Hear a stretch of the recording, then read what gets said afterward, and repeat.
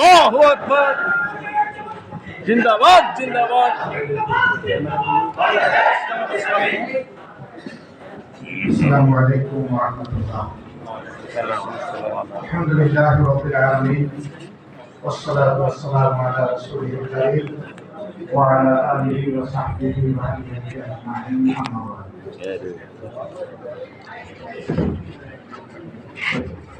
সাংস্কৃতিক আজকের এই মনোরম আয়োজনের সম্মানিত সভাপতি কবি মুশাররফ হোসেন খান, মঞ্চে উপবিষ্ট বিশ্বাস এবং বোধের